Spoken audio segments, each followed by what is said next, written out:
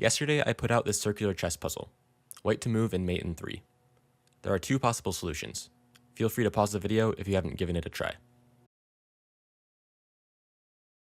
First off, our king is in check from the queen on j7, so our opening moves are limited.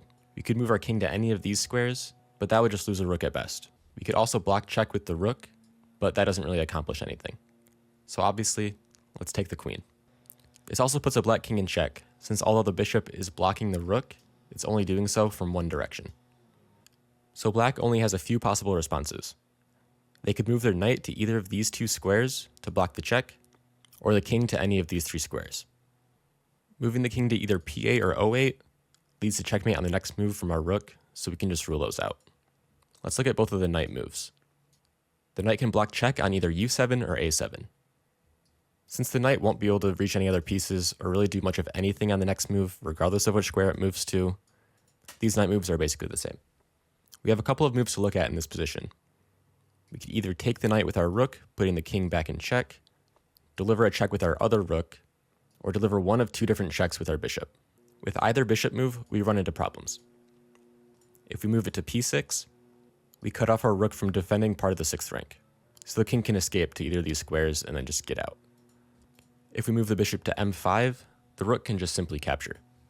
And this also opens it up to defending the open m file, so we can rule out the bishop moves.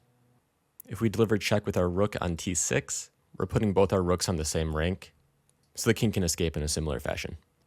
So finally, let's look at our other rook. We can't capture the bishop, since it's defended by the king and the rook. However, if we capture the knight, we safely put the king in check, and it can only run off to any of these squares on the 8th rank. From there, all we have to do is deliver checkmate by moving the rook from t6 to t8, and with that, we have our first solution. For the second solution, let's go back to this position after we capture the queen. The remaining move that doesn't lose instantly for black is moving the king to n8.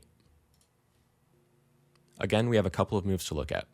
The bishop could once again deliver check on 2 squares, this time p6 or l6. While these moves don't ruin white's position, the king can move to m8, which makes it so that the bishop can block a check from the rook on the 8th rank, which makes this line a mate in 4 instead of a mate in 3. Again, we can check with the rook on j7, and while the king can't escape to m7 since it's defended by our knight, this will just lead to a repeated position. So our last option is to move our rook from t6 to t8 with check. Black is then forced to move their bishop to block the check. From there, we simply have to capture the knight on w8 with our rook. This is checkmate since our rook on j7 cuts off the 7th rank, and black's bishop is only blocking our rook on w8 from one direction. So to recap, the first solution is rook takes on j7 with check, knight blocks, rook takes knight, king moves to the 8th rank, and rook t6 to t8 checkmate. And the second solution is rook takes on j7 with check, king to n8, rook t6 to t8 check, bishop to o8, and rook takes on w8 with checkmate. If you'd like to see more puzzles like this one, make sure to subscribe and join my Discord.